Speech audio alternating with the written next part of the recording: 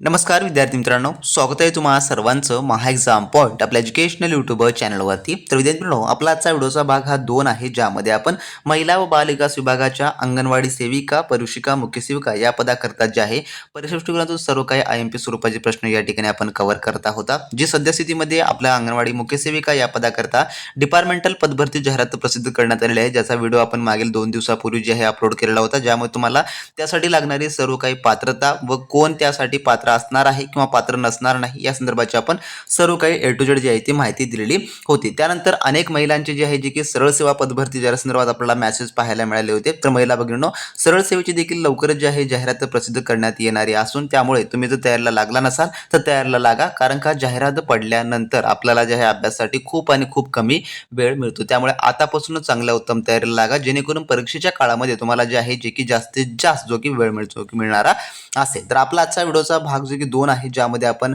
IMP स्वरूपाचे प्रश्न या ठिकाणी कव्हर करता होता. तर हे प्रश्न तुम्हाला डिपार्टमेंटल प्लस सरळ सेवा हे दोन्हीसाठी जे आहे IMP स्वरूपाचे असणारे आहेत. तर त्यामुळे काळजीपूर्वक सर्व प्रश्न तुम्ही पाहत चला. तर यामध्ये पहा, प्रश्न क्रमांक पहिला या ठिकाणी काय म्हणतो, महिला व बालकांच्या आरोग्याशी संबंधित भारत सरकारचा राष्ट्रीय कार्यक्रम कोणता आहे? तर भारत सरकारचा राष्ट्रीय कार्यक्रम विचारलेला आहे. तर याचं उत्तर आहे पर्याय नंबर 4, जे की वरीलपैकी सर्वच हे जे आहे ते असणारे असतील. म्हणजेच काय, तर राष्ट्रीय आरोग्य अभियान, प्रधानमंत्री सुरक्षित मातृत्व अभियान, त्यानंतर राष्ट्रीय कुपोषण मुक्त भारत, हे सर्व जे आहेत जे की भारत सरकारचे राष्ट्रीय कार्यक्रम आहेत. तर यांचे उद्देश काय आहेत? तर राष्ट्रीय आरोग्य अभियानचा काय उद्देश आहे, जे की आरोग्य सेवा सुधारण्यासाठी चालवलं जातं. त्यानंतर प्रधानमंत्री सुरक्षित मातृत्व अभियान याचं काय उद्देश आहे, तर हे जे आहे गर्भवती महिलांना दरमहा 9 तारखेला मोफत व दर्जेदार तपासणी मिळवून देण्यासाठी जे की हे आहे. त्यानंतर राष्ट्रीय कुपोषण मुक्त भारत याचं काय आहे, तर लहान मुले, गर्भवती व स्तनदा मातांमधील कुपोषण कमी करण्यासाठी जे की राबवलं जातं. त्यामुळे जे की पर्याय नंबर 4 याचं उत्तर जे आहे ते होणार असेल. त्यानंतरचा प्रश्न पुढचा असा आहे, जो की प्रश्न 2 काय म्हणतो, खालीलपैकी कोणत्या रोगासाठी BCG लस जी की दिली जाते? BCG लस, तर याचं उत्तर आहे पर्याय नंबर जे की 1, क्षयरोग यासाठी जे आहे ती दिली जाते. तर BCG ही लस क्षयरोग पासून बचाव करण्यासाठी बाळांच्या जन्मानंतर शक्य तितक्या लवकर जे की दिली जाते किंवा पहिल्या वर्षामध्ये थोडक्यामध्ये ही जी आहे ती लस दिली जाते. पर्याय नंबर 1 याचं जे आहे ते उत्तर होणार असेल. तर या व्हिडिओमध्ये आपण PYQ प्लस एक्सपेक्टेड असे दोन्ही स्वरूपाचे प्रश्न जे आहेत ते कव्हर केलेले आहेत. त्यामुळे तुम्हाला परीक्षेमध्ये यापैकी कोणताही प्रश्न देखील विचारला जाऊ शकतो. त्यानंतरचा प्रश्न पुढचा असा आहे, तिसरा, मातेला प्रस्तुतीनंतर कितव्या दिवसात जी की किंग ही जी आहे लस दिली जाते? तर किंग लस, तर यात जे उत्तर आहे ते आहे ऑप्शन नंबर पर्यायचं 1, जे की 1 दिवस, म्हणजे की जन्मानंतर लागलीच पहिल्या दिवशी जे आहे थोडक्यामध्ये जे की ही जी आहे ती लस दिली जाते. तर प्रस्तुती काळात व जन्मानंतर संसर्ग रोखण्यासाठी माता आणि नवजात बालकांसाठीच्या लसीकरणाचं वेळापत्रक पहिल्या 24 तासामध्ये जे की सुरू होते. पर्याय नंबर याचं त्यामुळे 1 जे आहे ते उत्तर होणार असेल.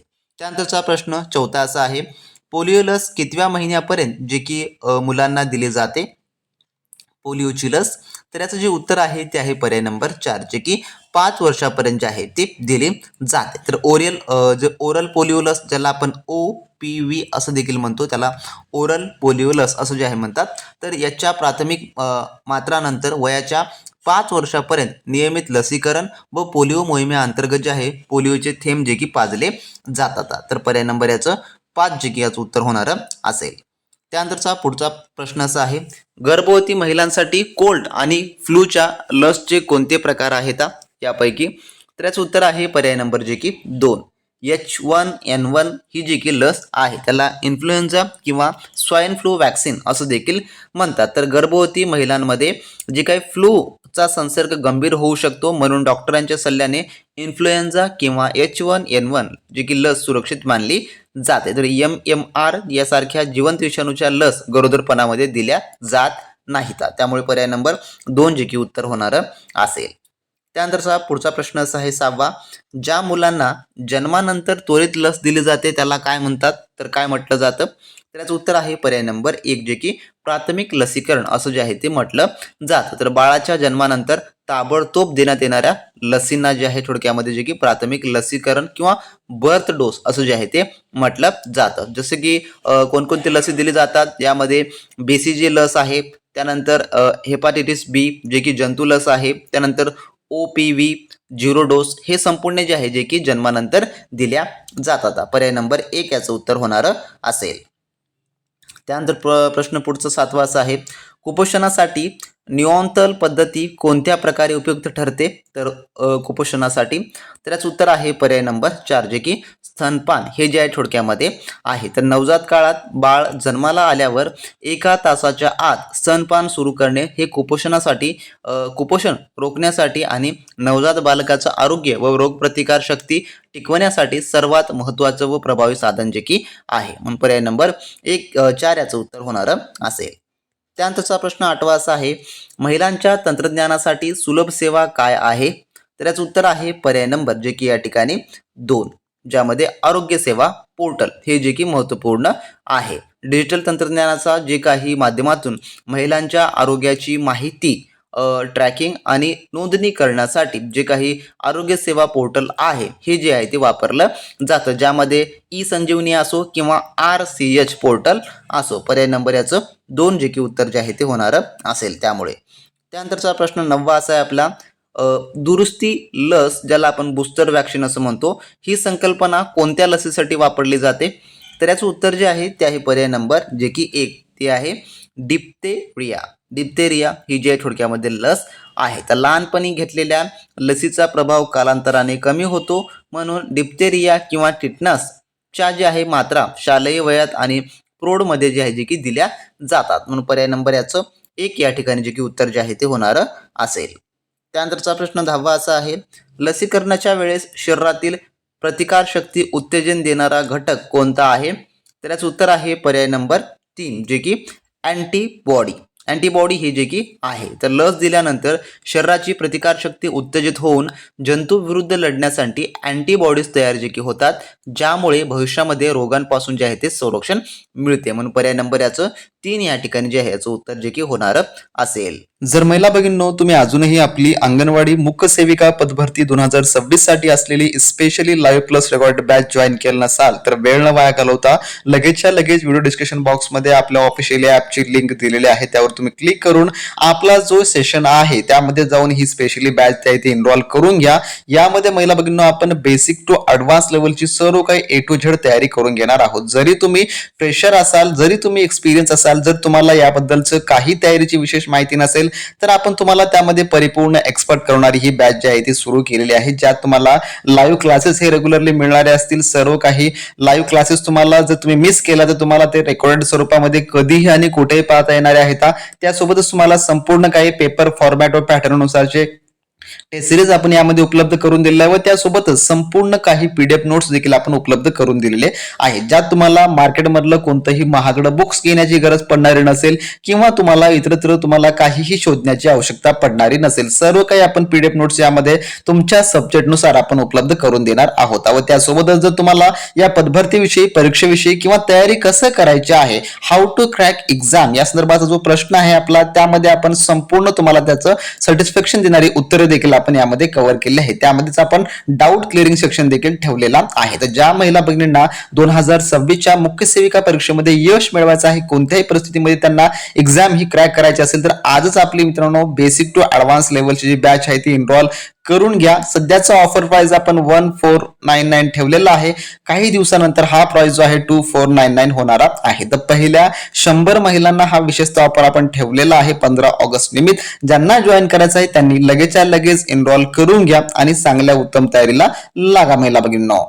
तर ज्या कोणी महिला भगिनींनी अजूनही आपली स्पेशली लाईव्ह प्लस रेकॉर्डची बॅच जी आहे ती एनरोल केली नसेल तर महिला भगिनींनो लगेचच्या लगेच एनरोल करून घ्या. त्यामध्ये आपण बेसिक टू ॲडव्हान्स ज्या महिला भगिनी अंगणवाडी सेविका, मुख्य सेविका किंवा परीक्षिकासाठी सरळ सेवेच्या दृष्टिकोनातून तयारी करत असतील आणि ज्यांचा आतापर्यंत काहीही अभ्यास झाला नाही, त्यांना काहीही माहिती नाही, तर आपण परिपूर्ण TCS पॅटर्न आधारित जे आहे बेसिक टू ॲडव्हान्स लेवलची बॅच जी आहे ती आपण सुरू केलेली आहे, ज्यात तुम्हाला संपूर्ण बेसिकपासून शिकवणी क्लासेस सुरू होणारे आहेत आणि ॲडव्हान्स लेवलपर्यंत तुम्हाला जे ते आपण ड्रॉप करणार आहोत, ज्यात तुम्हाला PYQ असतील, नोट्स असतील, टेस्ट सिरीज असतील, लाईव्ह व्हिडिओ असतील, रेकॉर्ड व्हिडिओ असतील, हे सर्व आपण त्या ठिकाणी एकाच ठिकाणी उपलब्ध करून देत आहोत. आणि आपल्या प्रत्येक लेक्चर नंतर तुम्हाला जे आहे परिपूर्ण हँड रायटिंग नोट्स विथ तुम्हाला शॉर्ट कॉन्सेप्टमध्ये, जेणेकरून तुम्हाला ते संपूर्ण काही समजणार असेल असं सर्व काही आपण त्यामध्ये इन्क्लूड करणार आहोत. आणि आपली ही बॅच 10 तारखेपासून येत्या संपूर्ण काही लाईव्ह स्वरूपामध्ये सुरू होणारी आहे. तर तुम्हाला ज्यांना कोणालाही जॉईन करायचं असेल, सध्याला जे आहे डिस्काउंट ऑफरमध्ये आपण ती बॅच ठेवलेली आहे. आणि जी मागील आपली बॅच होती 2023ची, जी आपली महिला बालिकासाची जी अंगणवाडी सेविकाची जाहिरात होती,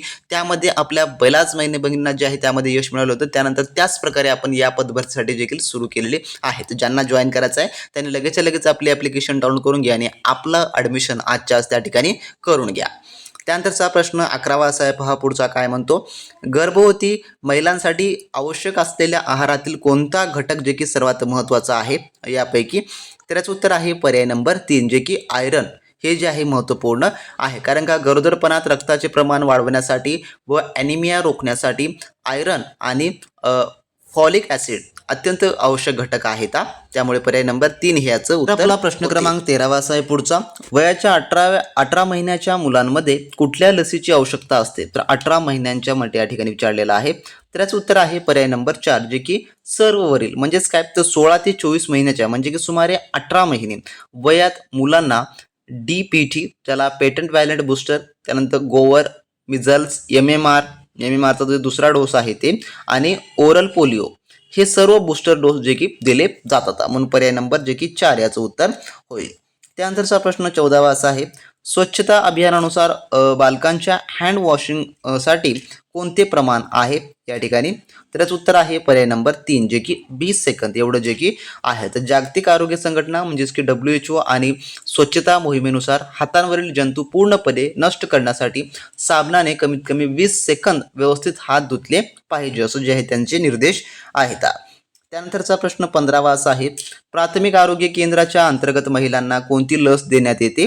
तर याचं उत्तर आहे पर्याय नंबर 4, जे की सर्वच वरील. तर प्राथमिक आरोग्य केंद्रावर म्हणजेच की PHC गर्भवती महिलांसाठी टेटनॉस किंवा डिप्थेरिया लस, नियमित बूस्टर डोस आणि इतर आवश्यक लसी उपलब्ध करून दिल्या जातात. पर्याय नंबर याचं 4 या ठिकाणी उत्तर होणार असेल. त्यानंतरचा प्रश्न पुढचा असा आहे 16वा. गर्भवती महिलांसाठी आयरन सारख्या तत्वांची आवश्यकता का आहे?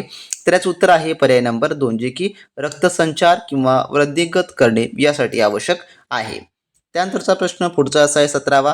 कुपोषित गर्भवती महिलांवरील सरकारची योजना कोणती आहे? तर याचं उत्तर आहे पर्याय नंबर जे की या ठिकाणी 2, जे की राष्ट्रीय कुपोषण मिशन हे जे आहे थोडक्यामध्ये आहे, ज्याला पोषण अभियानद्वारे चालवलं जातं. तर राष्ट्रीय कुपोषण मिशन, ज्याला पोषण अभियान असं देखील आपण म्हणतो, तर अंतर्गत गरोदर महिला, स्तनदा माता आणि लहान मुलांमधील कुपोषण व रक्तक्षयाची समस्या दूर करण्यासाठी काम जे की केलं जातं. त्यानंतरचा प्रश्न पुढचा असा आहे. शाळेतील मुलांना दिली जाणारी डिनो लस कोणत्या कारणासाठी आहे? तर याचं उत्तर जे आहे ते आहे पर्याय नंबर 1, जे की डिप्थेरिया यासाठी आहे. त्यानंतरचा पुढचा प्रश्न असा आहे. इन्फ्लुएन्झाच्या याच्यामध्ये म्हटलं बा इन्फ्लुएन्झाच्या लसीकरणाचा महत्त्वाचा उद्देश कोणता आहे यापैकी? तर याचं उत्तर आहे पर्याय नंबर 3, जे की गर्भवती महिलांचं संरक्षण हे जे की आहे. त्यानंतरचा प्रश्न 20वा. स्तनपानच्या माध्यमातून मुलांना कोणते पौष्टिक घटक मिळतात? तर याचं उत्तर आहे पर्याय नंबर 3, जे की अँटीबॉडी आणि प्रोटीन हे जे आहे ते मिळतात. जे काही अँटीबॉडीज, प्रोटीन, विटॅमिन्स आणि मिनरल हे सर्व जे आहे ते मिळतात. त्यानंतरचा प्रश्न. बालकांना मिझल्सचा विरोध करण्यासाठी कोणती लस दिली जाते? तर याचं उत्तर आहे पर्याय नंबर जे की या ठिकाणी 2, MMR ही जी आहे ती दिली जाते. त्यानंतरचा प्रश्न पुढचा असा आहे. भारतात पोलिओची समाप्ती कधी जे की झाली? पोलिओमुक्त घोषित कधी करण्यात आले?